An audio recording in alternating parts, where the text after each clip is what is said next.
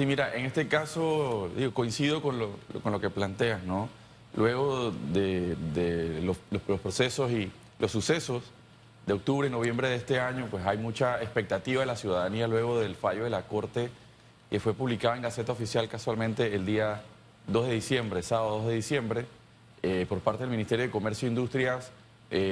Recibimos la comunicación de la Corte el día 4 de diciembre del fallo y al día siguiente emitimos la comunicación a la empresa minera en relación de la ejecución del fallo. Yo quiero aprovechar también esa pregunta para reiterarle algo a la ciudadanía.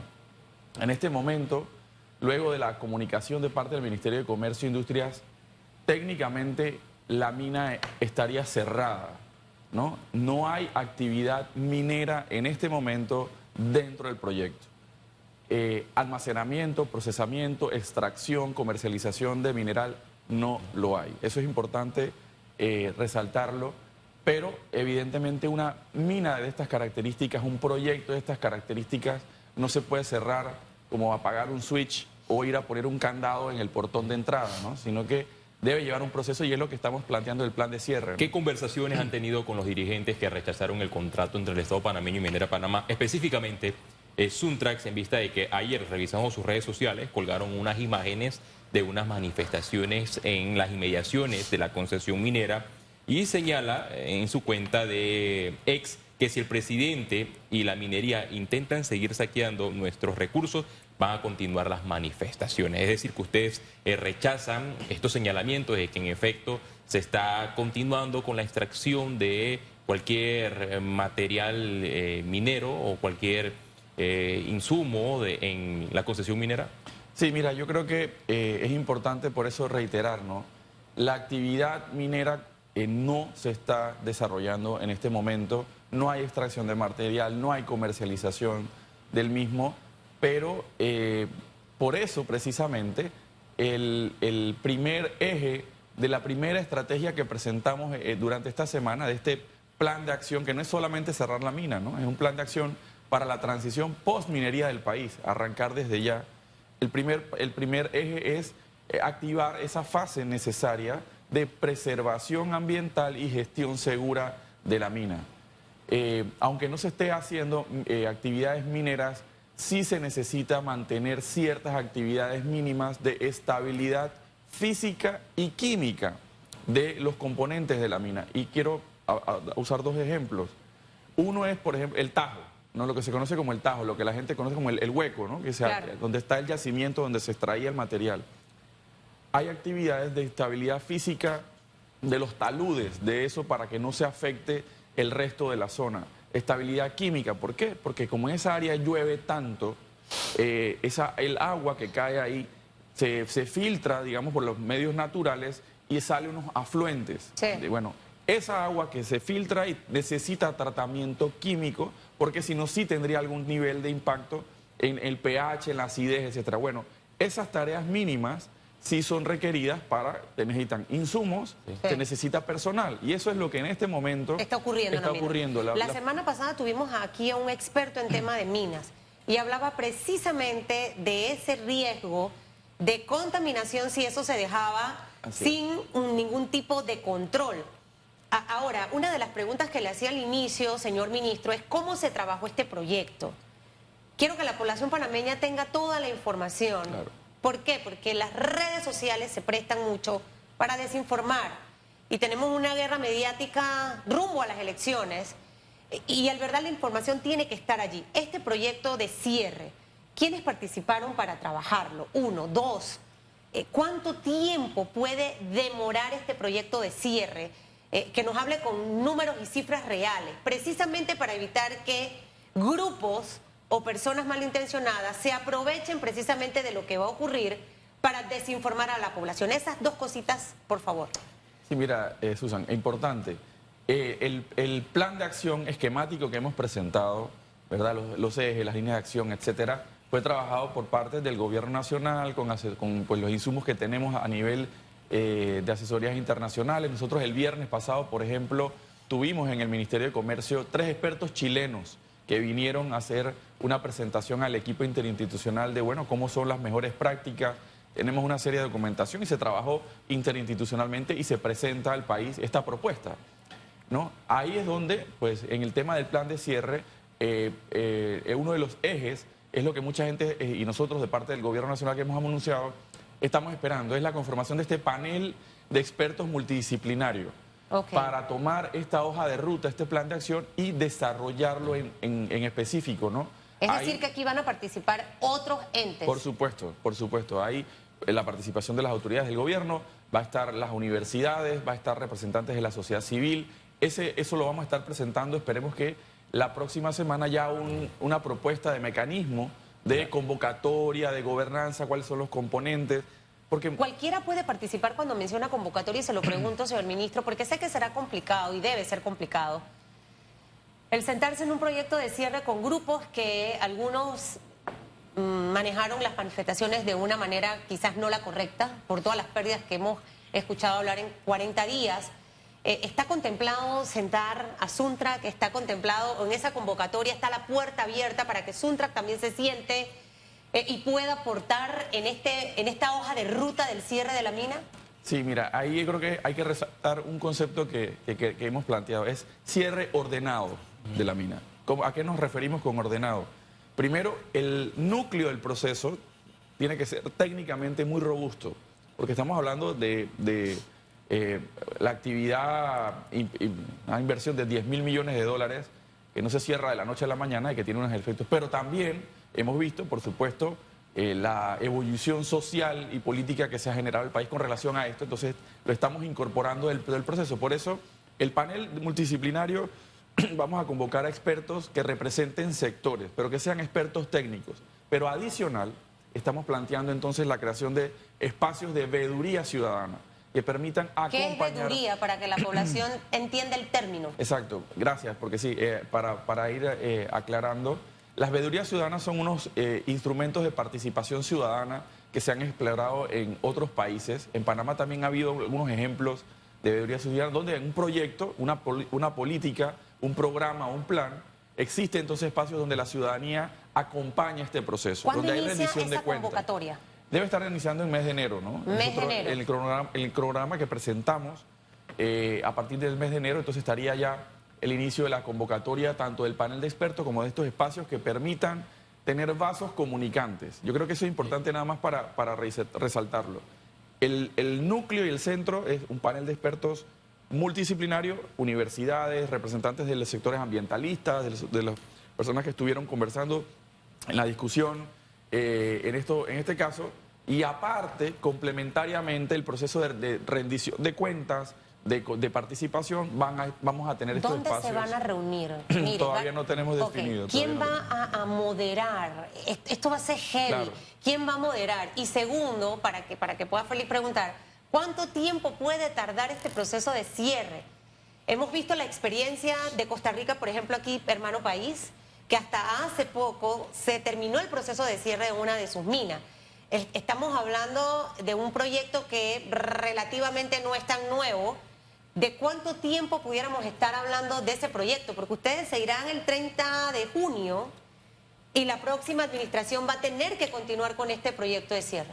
Sí, mira, yo creo que ahí fundamental en cuanto a los plazos, ¿no?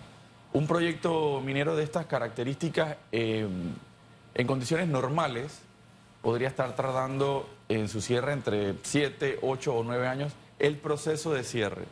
La elaboración de un plan de cierres para una mina como esta puede estar tomando entre 6 y 18 meses.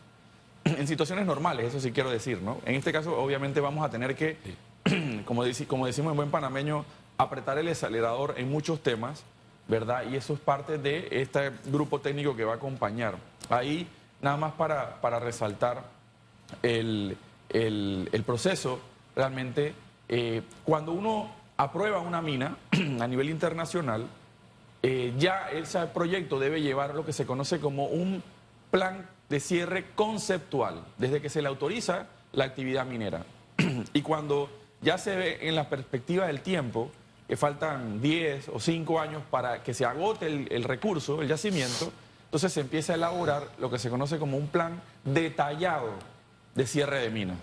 Eso es lo que vamos a tener que elaborar directamente, un plan detallado de cierre de mina que puede tardar entre 6 y 18 meses. Justo en esta mesa, conformada por distintos sectores, la Cámara de Comercio se ha pronunciado, ha recomendado que sean personas, como usted lo ha indicado, netamente técnicas y evitar que sean personas apolíticas, o sea, que sean personas apolíticas las que conformen esta mesa, es decir, que estén alejadas de la politiquería, pero cómo evitar que personas allegadas a un partido político que quiera buscar protagonismo en medio de un torneo electoral se filtre en esta mesa que van a conformar en los próximos días. Y dos, los expertos y ambientalistas siempre reiteran que el que contamina paga.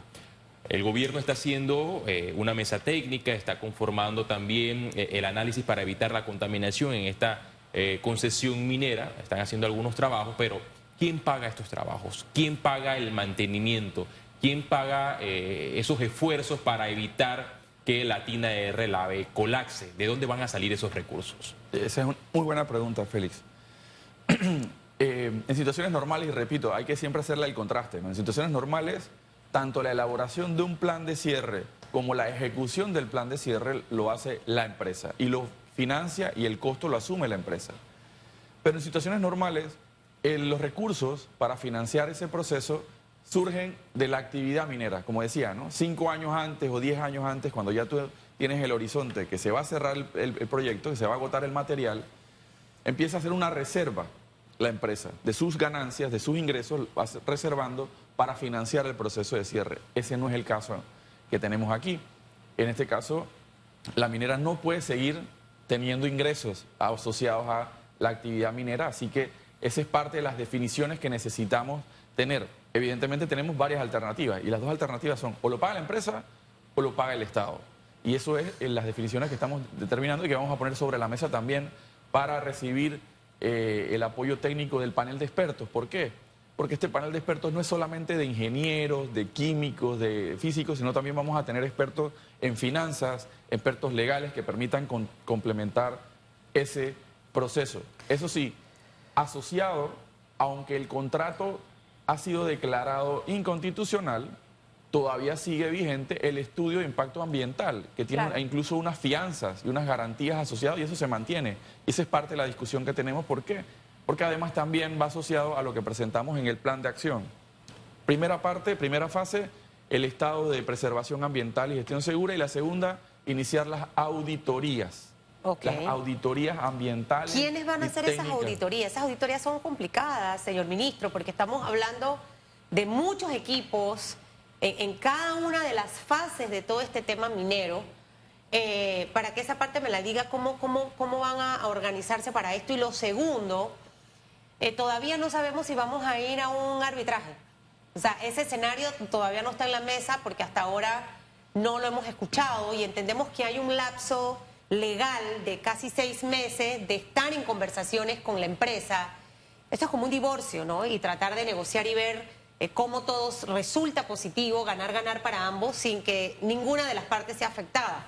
Esta relación en este momento con la mina, ¿cómo está? Y las posibilidades de un arbitraje. ¿Quién hace las auditorías y tema de relación con la empresa minera?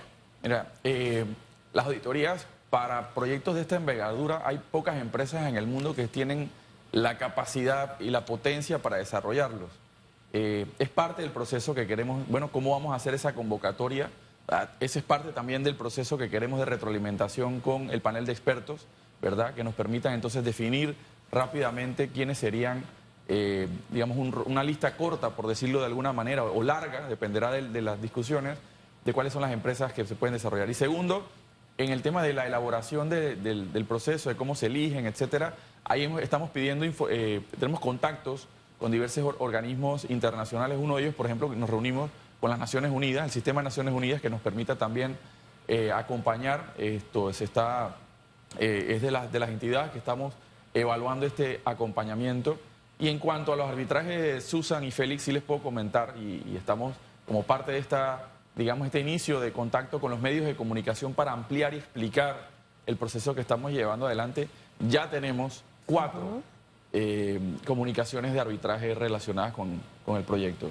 ¿Qué significa comunicaciones de arbitraje? ¿Como amenazas?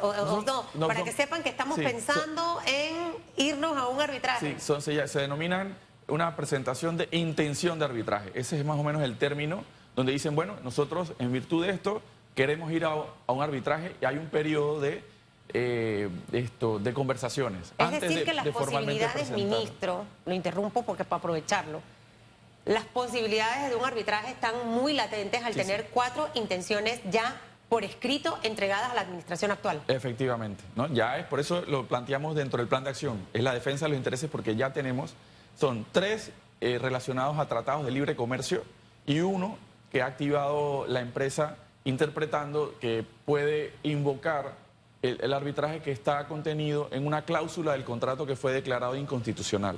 Sí. Ese es el 4 que se presentó, que se estuvo manifestando uno de los comunicados en Miami, en la ciudad de Miami. Okay. Bueno, eso ya hemos recibido la comunicación. Y esa comunicación, perdone, ¿la reciben por un correo? Se recibe. ¿Por una carta? ¿Recibido conforme usted como ministro ahora que se estrena? ¿Quién se encarga de tener esa relación con la empresa de Mina y cómo está esa relación en este momento? Y ahí te digo, Susan, creo que también para ampliarle a la ciudadanía, en ese proceso de defensa de los intereses participa el Ministerio Público, ¿no? Por constitución y por ley tiene una función de defensa de la institucionalidad. Estamos trabajando coordinadamente. También en el Ministerio de Economía y Finanzas hay una unidad especializada en temas de arbitraje que también estamos trabajando con ellos.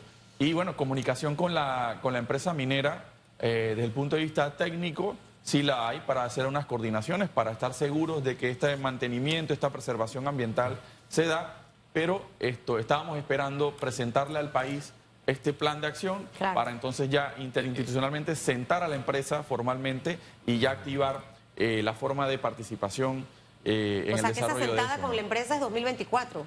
Después que inicie el proceso de convocatoria. Puede ser que sea la próxima semana, dependiendo de varios elementos, pero si no, podría ser en el mes de enero, ¿no? A ese primer acercamiento? En ese primer acercamiento, pues estaríamos participando las entidades interinstitucionales que hemos estado hasta este momento, Ministerio de Trabajo, por el tema de los trabajadores, por supuesto, nosotros, el Ministerio de Ambiente, el Ministerio de Seguridad, por el tema también de seguridad, y esperamos el próximo paso también que anunciamos, es bueno cómo se formaliza este plan de acción en los instrumentos jurídicos, que son diversos.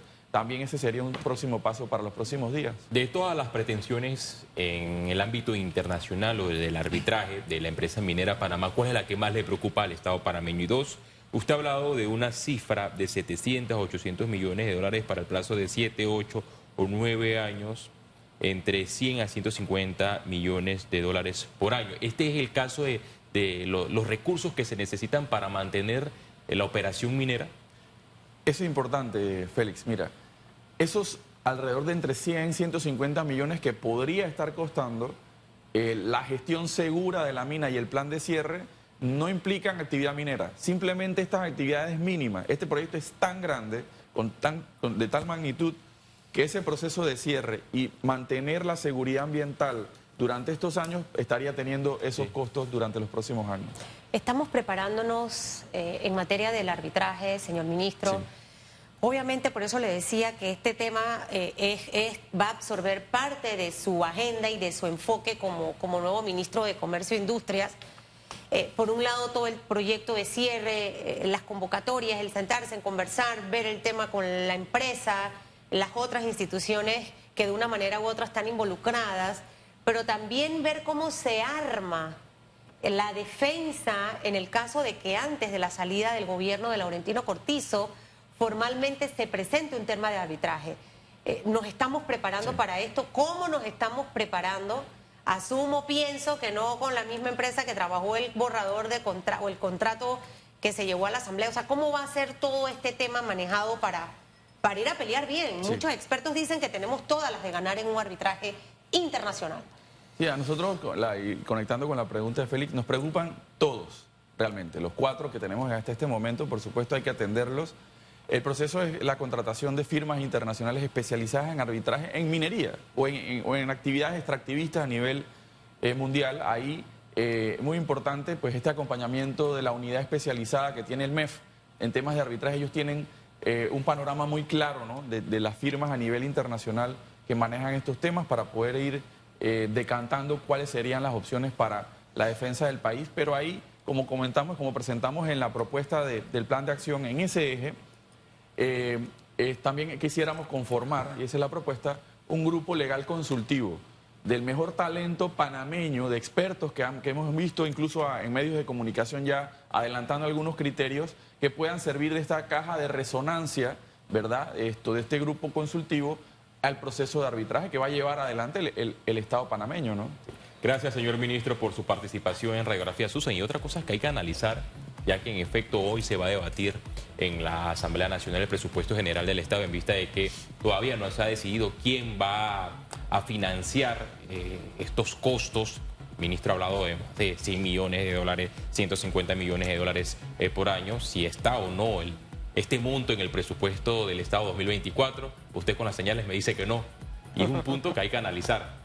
Y lo tendrán que analizar los próximos gobiernos hubiese también. sido irresponsable incluirlo dentro del presupuesto porque al final, como explicaba usted, ministro, aquí hay que negociar. Esto es como un divorcio para que tengamos un poquito más de claro el panorama. Aquí tenemos que negociar y por eso, aunque sea un divorcio, debe existir una buena relación entre el Estado panameño y la empresa para tratar de que sea un ganar-ganar para ambos. Lo que viene no va a ser fácil, pero de seguro como país lo vamos a poder superar. Que le vaya bien, señor ministro, y usted como chiricano